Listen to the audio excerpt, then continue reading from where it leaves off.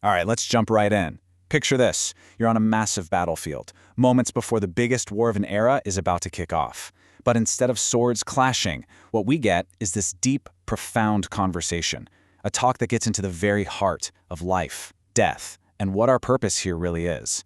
Today, we are unpacking that exact piece of timeless wisdom. So this is the cry from Arjun, who's known as the greatest warrior of his time. He's ready for battle, but then he looks out at the other side, and he doesn't see some faceless enemy. He sees his mentors, his cousins, his own flesh and blood, and he's just completely paralyzed by this moral crisis. It's a feeling of overwhelm I think a lot of us can relate to, even if the stakes are different. He just refuses to fight.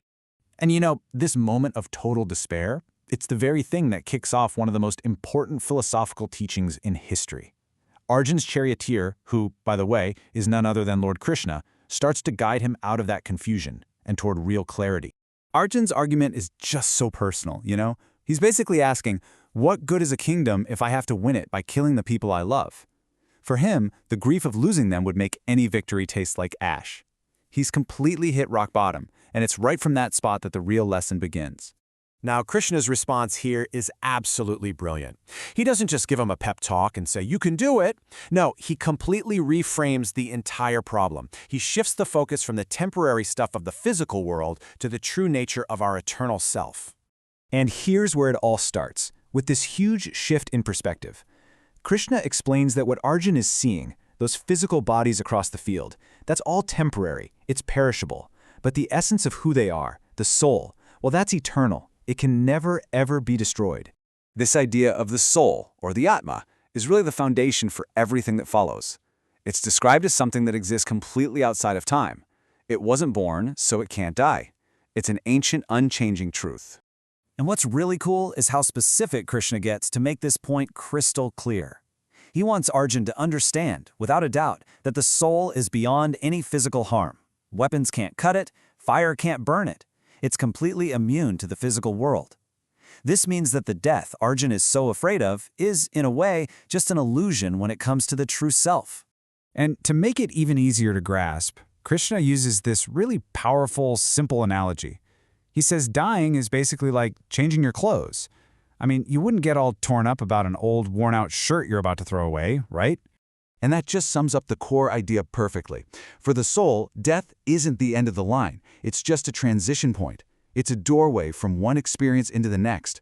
This whole way of looking at it is meant to dissolve Arjun's grief and fear because he realizes he's mourning the clothes, not the actual person inside them. So that brings us to another amazing analogy Krishna uses to explain what's going on inside of us. If we aren't our bodies, and we aren't these feelings that come and go, then who are we? And what's pulling the strings of our experience? This is the big question, isn't it? It gets to the heart of all our daily struggles. If the soul is eternally calm, why do we feel so much turbulence, so much joy one minute, and so much pain the next? Well, Krishna explains it all with this chariot analogy. Your body is the vehicle, the chariot itself. The soul is the passenger inside, the true master. But the driver, the one holding the reins, that's the mind. And as we all know, the mind can be a pretty wild driver, getting pulled every which way by our senses. And this is a massive aha moment.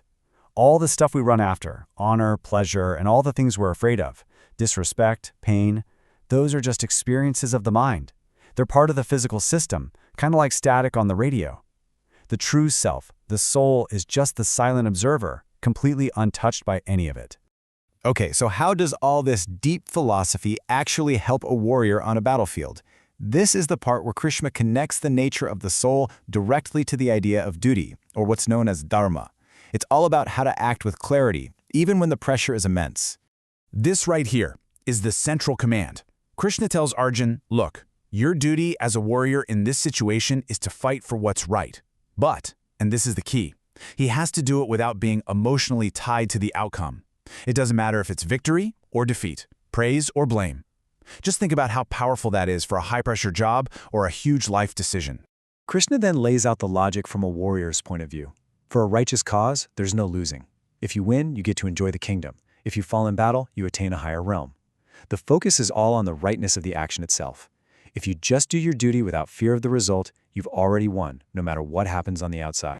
Okay, so a warrior's duty on an ancient battlefield. Got it. But what does any of this have to do with us in our modern world of deadlines and notifications and constant pressure? Let's take a look at how this ancient wisdom applies right here, right now.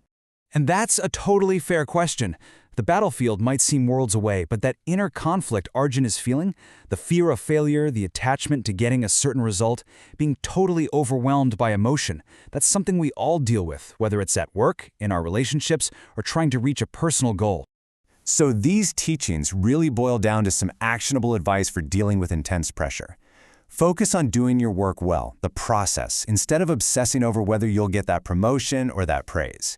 See a setback not as a catastrophic end, but as a transition, like the soul just changing its clothes. It's all about getting a handle on that reactive mind so you can make clear, principled choices. So, the real key takeaway is this. You are not your anxious thoughts. You are not your fleeting moments of happiness. You are the calm, steady master of the chariot. When we start to identify with that eternal observing self, we can learn to detach from the stressful ups and downs and navigate the bumps in the road without getting thrown off course. And that's really the final, profound question this whole dialogue leaves us with. If our true self is indestructible, unchanging, and eternal, then what in this temporary world is actually worth being afraid of? It's a powerful thought to carry with you long after the battle is over.